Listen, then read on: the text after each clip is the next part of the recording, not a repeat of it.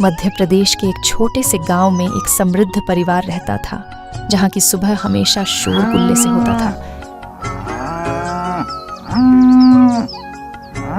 इस परिवार में 2 बहुएं थीं। बड़ी बहू शारदा, जो देखने में थोड़ी सांवली थी, पर स्वभाव से शांत, धार्मिक और सेवाभावी थी। उसका पूरा दिन रसोई और घर की साफ सफाई में बीतता। फिर भी उसकी सास उसे कभी प्यार के 2 शब्द नहीं कहती थी। वही दूसरी ओर छोटी बहू कामिनी, जो देखने में सुंदर थी पर अत्यंत चालाक और आलसी थी। वह सारा दिन सजने संवरने में बिताती और सास की चापलूसी करके शारदा के खिलाफ उनके कान भरती रहती थी। एक सुबह जब शारदा आंगन में झाड़ू लगा रही थी, सास ने तंज कसा।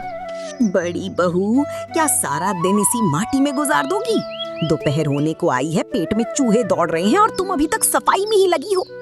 एक तो तुम इतनी काली हो और ना ही देखने में अच्छी लगती हो, और ऊपर से इतनी कामचोर हो, दिन भर एक ही काम में लगी रहती हो। माँ जी, दीदी को तो बस काम का ढोंग करना आता है। देखिए, मैंने तो सुबह उठकर चेहरा चमकाया, काजल लगाया और अब आपकी सेवा के लिए तैयार हूँ। दीदी को तो आपकी भूख की चिंता ही नहीं है। बस अभी झाड़ू खत्म कर पोछा लगाऊंगी और तुरंत रसोई में जाकर आपके लिए भोजन तैयार करती हूँ। माँ जी। कामिनी शारदा को बिल्कुल भी पसंद नहीं करती थी। वह हमेशा उसे सास से डांट खिलवाने में लगी रही थी। कामिनी ने मन ही मन तय कर लिया कि आज वह शारदा को घर से निकलवा कर ही दम लेगी। जब शारदा नहाने गई तो कामिनी रसोई में घुसी और सारी ताजी सब्जियां छिपा दी। ना रहेगा बांस, ना बजेगी बांसुरी। जब सब्जियां ही नहीं मिलेंगी तो खाना क्या खाक बनेगा। आज तो इस कल्लूटी को अच्छे से डांट पड़ेगी।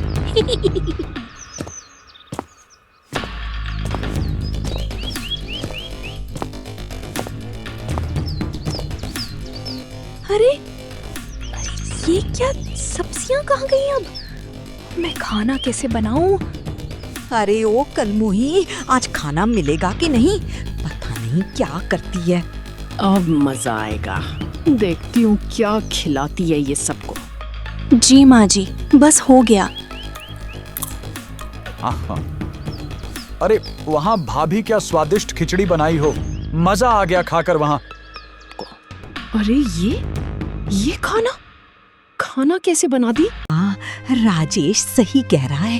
बेशक ये देखने में सुंदर ना हो, पर खाना तो अच्छा बना लेती है। काश ये जितना अच्छा खाना बनाती है, देखने में भी उतनी ही सुंदर होती, तो मैं भी पूरे गांव को बताती कि मेरी बड़ी बहू तो बहुत ही गुणवान है। पर खैर, जैसे कभी कुत्ते की पूंछ सीधी नहीं हो सकती, वैसे ये भी कभी सुंदर नहीं हो सकती है। इसको तो मैं अब से देखती हूँ कि कैसे अच्छा खाना बनाती है।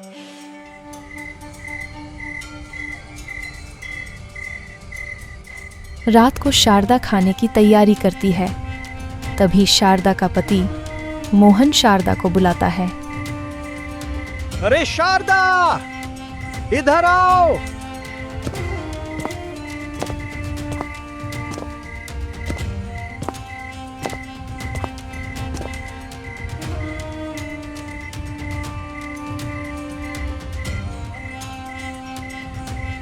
अब देखती हूँ स्वादिष्ट खाना कैसे बनाती हो तुम। हाँ, उफ, हाँ, ओहो, मुंह जल गया। अरे बाप रे, कितना तीखा है। अरे ओ कलमुही, तू ये खाना बनाई है? ये खाना है? इतना तीखा खाना कौन बनाता है? अब तुझे इसकी सजा मिलेगी। जा दूसरा खाना बना और ये पूरा खाना तू ही खाएगी, और खबरदार अगर थोड़ा खाना फेंकी तो। माँ जी मुझे माफ कर दो, पता नहीं ऐसे कैसे हो गया। माँ जी मुझे माफ कर दीजिए, मैं इतना तीखा खाना कैसे खाऊंगी। सुबह होते ही शारदा खाना बनाती है। शारदा की एक आदत थी, वह खाने को पहले साधु बाबा को खिलाती थी। लीजिए बाबा, खाना खा लीजिए। अरे पुत्री, तुम आ गई, पर तुम इतनी दुखी क्यों हो पुत्री? बताओ मुझे। शारदा साधु को पूरी बात बताती है। तू चिंता ना कर पुत्री, जो होगा अच्छा होगा। कुछ दिन ऐसा ही होता है। कामिनी शारदा के खाने में कभी नमक ज्यादा कर देती तो कभी मिर्ची ज्यादा कर देती थी और सास शारदा को खरी कोटी सुनाती थी। एक दिन वही साधु शारदा के घर भिखारी का भेष बदल कर आता है। उस समय घर पर सिर्फ कुंती देवी ही थी।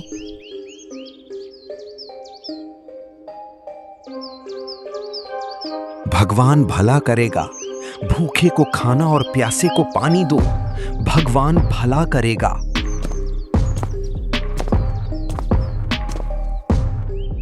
अरे क्या चाहिए तुझे, बता। भगवान भला करेगा, भूखे को खाना और प्यासे को पानी दो, भगवान भला करेगा। ठीक है यही रुको, अभी लेके आती हूँ। कुंद्री देवी भिखारी को खाना देती है और वह भिखारी खाना खाता है। थोड़ी देर बाद वह कुंती से पानी मांगता है। कुंद्री देवी पानी लाकर देती है। भिखारी पानी पीकर अपने भेष में वापस आता है।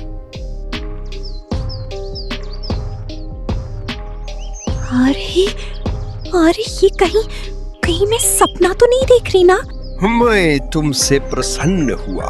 बोलो क्या मांगना है वो मांग लो, तुम्हारी इच्छा पूरी होगी। जी मैं चाहती हूँ कि मेरी छोटी बहू काली और बदसूरत हो जाए और मेरी बड़ी बहू सुंदर हो जाए। ठीक है पुत्री, तेरी ये इच्छा पूरी होगी। तेरी छोटी बहू कल तक काली हो जाएगी और बड़ी बहू बहुत सुंदर हो जाएगी।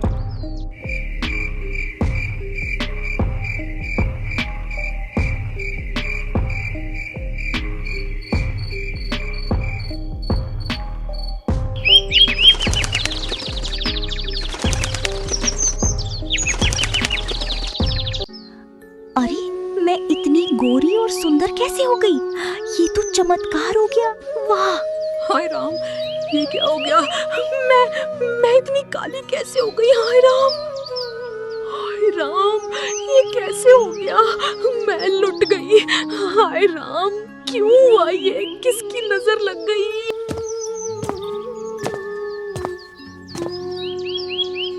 क्या हो गया? इतना गला फाड़ फाड़ कर क्यों रो रही है? और ये क्या हो गया तुझे? पता नहीं मान जी, ये रात को मुझे क्या हो गया। कल तक तो सब ठीक था, सुबह उठी तो मैं ऐसी थी।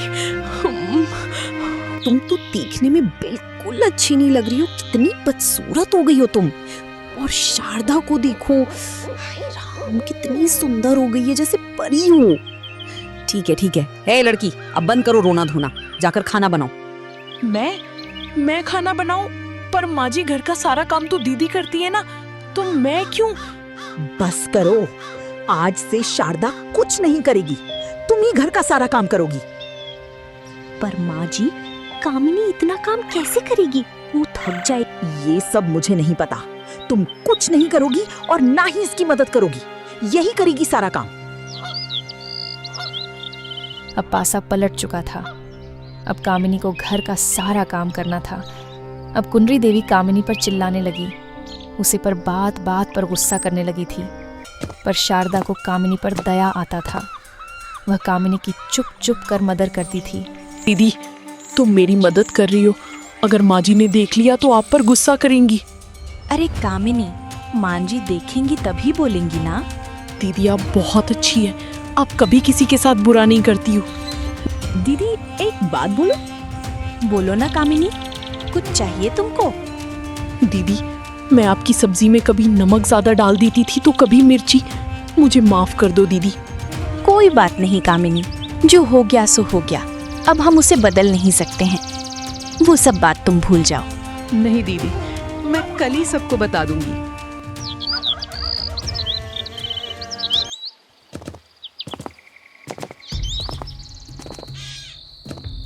माँ जी, मुझे माफ कर दीजिए, मैंने बहुत बड़ी गलती की है। मैं ही दीदी की बनी हुई सब्जी में कभी ज्यादा नमक, कभी ज्यादा मिर्ची डाल देती थी। शारदा दीदी की कोई गलती नहीं थी। कामिनी को बात सुनकर राजेश बहुत गुस्सा होता हो। ये क्या बोल रही हो कामिनी? तुम ऐसे कैसे कर सकती हो? तुमको थोड़ा भी शर्म नहीं आया क्या? तुम्हारी वजह से भाभी को इतना कुछ सुनना पड़ा, इतना कुछ सहना पड़ा। कामिनी, मुझे तुमसे यह उम्मीद बिल्कुल भी नहीं थी। आज से तुम मुझे अपनी शक्ल भी मत दिखाना समझ गई तुम। मुझे माफ कर दीजिए जी, मुझे अपने किए पर बहुत पछतावा है। तभी कुंती देवी जोर जोर से हंसने लगती है। अब आया ना ऊंट पहाड़ के नीचे। अब तुमने सच अपने मुंह से खुद कबूला है। निकल जाओ मेरे घर से। माँ जी, मुझे माफ कर दीजिए। मैं अपने किए पर बहुत पछता रही हूँ और मुझे मेरे किए का फल भी मिल चुका है। कुंती देवी पूरे घर वाले को सच बताती है। सब सुनकर चौंक जाते हैं। फिर कामिनी पूछती है, जी, आपने मेरे साथ ऐसा क्यों किया? क्या बिगाड़ा है मैंने आपका? बोलो माँ जी, बोलो। क्या बिगाड़ा है ये तुम पूछ रही हैं? मैं सब सच पहले से ही जानती थी।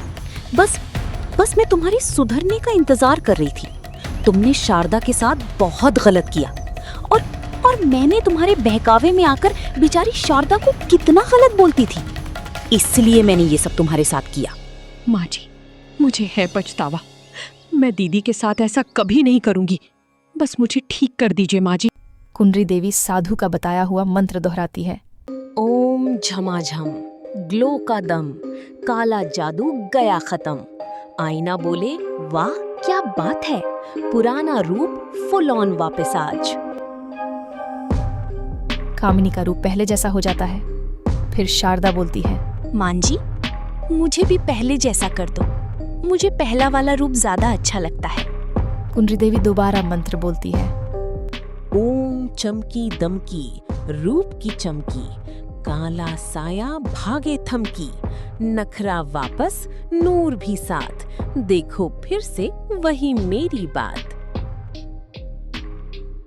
पर कुछ नहीं होता है। कुंती देवी एक बार फिर मंत्र दोबारा बोलती है। ऊ फटाक, रूप झटाक, काला जादू सीधा आउट, पहले जैसी सेम टू सेम। अब तो सब बोले, वाह क्या गेम। इस बार भी कुछ नहीं होता है। शारदा वापस पहले जैसी नहीं होती है। इसलिए कहा जाता है, कर भला तो हो भला, किसी के साथ कभी बुरा मत करो।